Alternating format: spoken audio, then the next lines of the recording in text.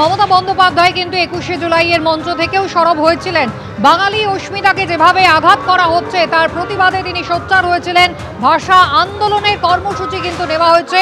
বোলপুরে দেখছেন একেবারে বীরভূমের তৃণমূলের শীর্ষ যারা নেতাকর্মীরা রয়েছেন তারা পথে নেমেছেন।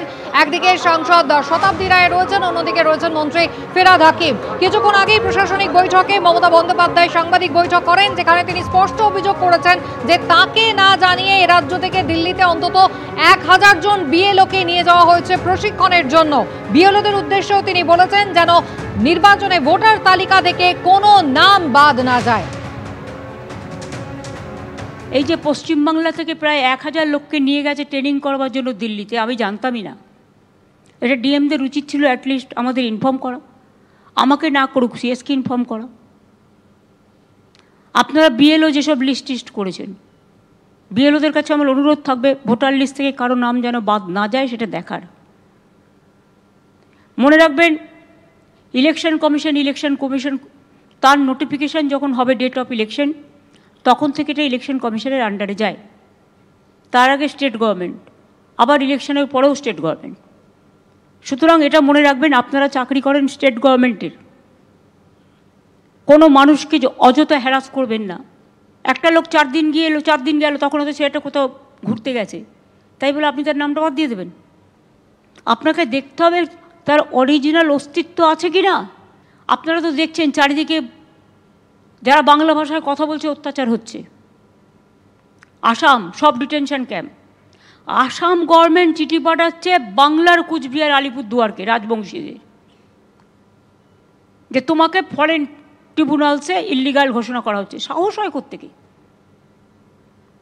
এই মানুষগুলোর পাশে আমাদের দাঁড়াতে হবে, জেনুইন ভোটাররা যাতে হ্যারাস না হয় এটা দেখতে হবে। আর যে কোনো ইনস্ট্রাকশন আসলে প্লিজ দয়া করে সিএসকে জানাবেন, প্রয়োজন হলে আমাকে জানাবেন।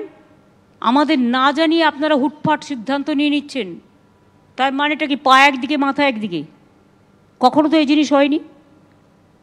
ভয় দেখালেই ভয় দেখতে হবে? তাহলে ভয়ে ভয়ে ঘরে বসে থাকুন, সাহস সঞ্চয় করার দরকার নেই। মানুষের স্বার্থে মানুষের পাশে অলওয়েজ থাকবেন, এটা আমার মোদ্দা কথা বলার। বোলপুরে টুরিস্ট লজ মোড় থেকে মমতা বন্দ্যোপাধ্যায় পদযাত্রা শুরু করলেন। মহামিছিল করছেন তিনি। ভিন রাজ্যে যেভাবে বাংলা ভাষীদের ওপরে হেনস্থা হচ্ছে তারই প্রতিবাদে তৃণমূল কংগ্রেসের কর্মসূচি। গতকাল নানুর দিবস ছিল এবং গতকাল থেকেই কিন্তু তৃণমূল কংগ্রেস তারা পথে নেমেছে। প্রতি শনি রবিবার মমতা বন্দ্যোপাধ্যায় 21শে জুলাইয়ের মঞ্চ থেকে যেমন ঘোষণা করেছেন, তেমন ভাষা আন্দোলন কিন্তু চলবে আগামী বিধানসভা নির্বাচনের ফল ঘোষণা পর্যন্ত। আজ মমতা বন্দ্যোপাধ্যায় তিনি পথে নেমেছেন। বোলপুর থেকে সরাসরি দেখতে পাচ্ছেন টুরিস্ট লজ মোড় থেকে 2.5 কিলোমিটার পদযাত্রা করবেন মমতা বন্দ্যোপাধ্যায়, যাবেন জামবনি বাস স্ট্যান্ড পর্যন্ত। আশাবুল হোসেন আমাদের প্রতিনিধি রয়েছেন আমাদের সঙ্গে। আশাবুল, একেবারে আনুষ্ঠানিকভাবে গতকালই আমরা দেখেছি নানুর দিবস থেকে তৃণমূল কংগ্রেসের কর্মসূচি শুরু হয়ে গিয়েছে ভাষা আন্দোলন। আজ মমতা বন্দ্যোপাধ্যায় তিনি বোলপুরে পৌঁছেছেন, কি জানা যাচ্ছে? দেখো সুবিধা, ইতিমধ্যেই মমতা বন্দ্যোপাধ্যায়ের সেই পদযাত্রা শুরু হয়ে গেছে এবং আমরা দেখতে পাচ্ছি একদিকে মমতা বন্দ্যোপাধ্যায় যখন স্থানীয় নেতাদের নিয়ে যেমন হাঁটছেন, পাশাপাশি কিন্তু রাস্তার দুপাশে যে ব্যারিকেড করা হয়েছে দুপাশে কিন্তু অসংখ্য লোক তারা দাঁড়িয়ে রয়েছেন মমতা বন্দ্যোপাধ্যায়কে দেখার জন্য এবং মমতা বন্দ্যোপাধ্যায় তাদের সঙ্গে শুভেচ্ছা বিনিময় করছেন। মমতা বন্দ্যোপাধ্যায় 21শে জুলাইয়ের সভা থেকেই ভাষা আন্দোলনের ডাক দিয়েছিলেন এবং সেই মতো গতকাল থেকেই তৃণমূল নেতা কর্মীরা তারা রাস্তায় নেমেছেন। জেলায় জেলায় প্রতিবাদ মিছিল হয়েছে, অবস্থান সমাবেশ হয়েছে। 2রা আগস্ট থেকে কলকাতার গান্ধী মূর্তির পাদদেশেও প্রতি শনি এবং রবিবার টানা 2 মাস ধরে এই কর্মসূচি চলবে। মমতা বন্দ্যোপাধ্যায়ের অভিযোগ যে রাজ্যে রাজ্যে যে বিশেষ করে বিজেপি শাসিত রাজ্যগুলোতে বাংলা ভাষায় কথা বলার অপরাধে বাঙালি পরিযায়ী শ্রমিকদের উপর নিদারুণ অত্যাচার করা হচ্ছে। তারা তাদের বৈধ কাগজপত্র যেটা রাষ্ট্র তাদের হাতে দিয়েছে, Aadhaar card, voter card, ration card, এই সমস্ত পরিচয়পত্র দেওয়ার পরও তাদের কর্মক্ষেত্র থেকে বা তাদের বাড়ি থেকে তাদের তুলে নিয়ে যাওয়া হচ্ছে, ডিটেনশন ক্যাম্পে রাখা হচ্ছে, অনেক সময় গাদাগাদি করে অন্ধকার ঘরে তাদের ঢুকিয়ে দেওয়া হচ্ছে, খাবার ঠিক মতো দেওয়া হচ্ছে না। এক ধরনের নিদারুণ একটা নির্যাতন তাদের উপর চলছে এবং মমতা বন্দ্যোপাধ্যায় এর নাম দিয়েছেন ভাষা সন্ত্রাস। যে বাংলা ভাষায় কথা বলাই যেন অপরাধ হয়ে যাচ্ছে, বাঙালি হওয়া যেন অপরাধ হয়ে যাচ্ছে। এর প্রতিবাদেই মমতা বন্দ্যোপাধ্যায়ের এই পদযাত্রা। 21শে জুলাইয়ের আগেই তিনি কলকাতা থেকে এই আন্দোলনটা শুরু করেছিলেন যে বাঙালি নির্যাতনের প্রতিবাদে। তুমি দেখেছো যে কলেজ স্কোয়ার থেকে ধর্মতলা পর্যন্ত এই মহামিছিল হয়েছিল। আজকেও আজকেও সেই শান্তিনিকেতন, যেটা রবীন্দ্রনাথ ঠাকুরের স্মৃতিবিজড়িত জায়গা, ভাষা সংস্কৃতির অন্যতম প্রাণকেন্দ্র, তাকেই তিনি বেছে নিলেন। 21শে জুলাই যে ভাষা আন্দোলনের ডাক দিয়েছিলেন, তার প্রথম দিনই তিনি এই বোলপুর থেকে, শান্তিনিকেতন থেকে সেই আন্দোলনটা তিনি শুরু করলেন। অর্থাৎ এর মধ্য দিয়ে মমতা বন্দ্যোপাধ্যায় একদিকে যেমন প্রতিবাদের ভাষাটা গোটা রাজ্য তথা দেশে ছড়িয়ে দিতে চাইছেন, পাশাপাশি বাঙালি অস্মিতার তার জাগরণ ঘটাতে চাইছেন। বাঙালি মন নানাভাবে আহত হচ্ছে, সেই আহত বাঙালি মনের জাগরণ তিনি ঘটাতে চাইছেন। অবশ্যই যার একটা প্রভাব 2026-এর নির্বাচনে অবশ্যই পড়বে বলে মনে করছেন রাজনৈতিক পর্যবেক্ষকরা। এবং আমরা দেখছি যে যেভাবে বিপুল মানুষের যে অংশগ্রহণ আমরা দেখতে পাচ্ছি রাস্তার দুপাশে, যেটা বারবার বলছি, তারা অপেক্ষা করছে মমতা বন্দ্যোপাধ্যায়কে দেখার জন্য, এবং মমতা বন্দ্যোপাধ্যায় তাদের প্রতি নমস্কার করছেন। একদম আশাফুল, তুমি আমাদের সঙ্গে থাকো। যে ছবি আমরা দেখতে পাচ্ছি, বোলপুরে পদযাত্রা করছেন মমতা বন্দ্যোপাধ্যায়, একেবারে বাঙালি অস্মিতাকে হাতিয়ার করে তিনি মিছিল শুরু করেছেন, যে ছবি আপনারা দেখতে পাচ্ছেন। এর আগে আমরা কলকাতায় দেখেছি মমতা বন্দ্যোপাধ্যায় তিনি রাস্তায় নেমেছিলেন একদম 21শে জুলাইয়ের যে সমাবেশ, তার আগে তিনি এই পদযাত্রা করেছিলেন কলকাতায়।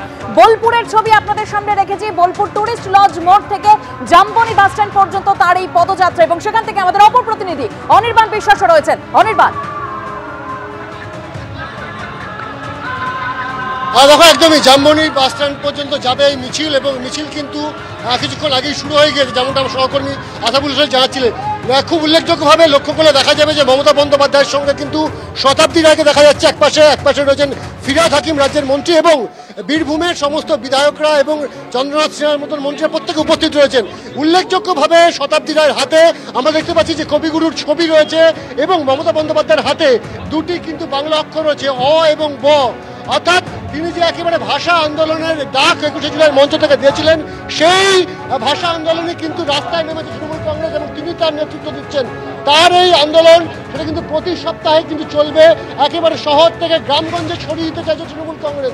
কারণ তৃণমূলের তরফে যে অভিযোগ বারবার করা হচ্ছে যে বিজেপি শাসিত রাজ্যগুলিতে যেভাবে বাংলা বা বাংলার অস্মিতাকে বারবার হনন করা হচ্ছে বা অত্যাচারের শিকার করা হচ্ছে, সেই কথা মাথায় রেখে তাদের এই প্রতিবাদ, এবং এই প্রতিবাদকে সামনে রেখেই কিন্তু 26-এর যে নির্বাচন, সেই নির্বাচনকে পাখির চোখ করতে যাচ্ছে তৃণমূল কংগ্রেস। মমতা বন্দ্যোপাধ্যায় আজ বোলপুরের মাটি থেকে সেই রাজনৈতিক কর্মসূচির কিন্তু কার্যত তিনি কিন্তু এখানে একটা রূপরেখা এঁকে দিচ্ছেন। এবং তুমি দেখতে পাচ্ছ যে মমতা বন্দ্যোপাধ্যায় কিন্তু একেবারে স্থানীয় বাসিন্দাদের সঙ্গে গিয়ে তিনি কথা বলছেন, সেখানে বার্তালাপ করছেন, তাদের অভাব অভিযোগ শুনছেন। দুপাশে কিন্তু হাজারে হাজারে মানুষ এই বোলপুরের রাস্তায় দাঁড়িয়ে রয়েছে। এই মুহূর্তে মিছিল কিন্তু থমকে গিয়েছে, দেখা যাচ্ছে যেটা যে মমতা বন্দ্যোপাধ্যায় তিনি কিন্তু সাধারণ মানুষের সঙ্গে কথা বলে বা তাদের অভাব অভিযোগ শুনছেন, এবং মমতা বন্দ্যোপাধ্যায়ের পাশাপাশি কিন্তু যে নেতৃত্ব রয়েছে তারাও কিন্তু সমানভাবে সাধারণ মানুষের সঙ্গে কথা বলে এই গোটা পরিস্থিতিতে মানুষের কি মনোভাব সেটা বোঝবার চেষ্টা করছেন। এই মুহূর্তে তৃণমূলের কাছে সবচেয়ে বড় ইস্যু বলা যেতে পারে রাজনৈতিকভাবে যে এই বাঙালি বিদ্বেষ যেটা ছড়ানো হচ্ছে, যে অভিযোগ তারা বারবার করে আসছে, এবং এই জায়গা থেকে তারা কিন্তু চাইছেন যে এটাকেই 2026-এর যে নির্বাচন, সেই নির্বাচনে হাতিয়ার করে তুলতে। এই মুহূর্তে আমরা দেখতে পাচ্ছি যে বোলপুরের রাস্তায় তিনি হাঁটছেন, এবং তার প্রতিবাদের ভাষা তিনি কিন্তু রাখবেন জামবনি বাস স্ট্যান্ডে, এবং দুভাবে কিন্তু হাজার হাজার মানুষ মুখ্যমন্ত্রীকে দেখবার জন্য তার এই প্রতিবাদকে চাক্ষুষ করবার জন্য উপস্থিত রয়েছে।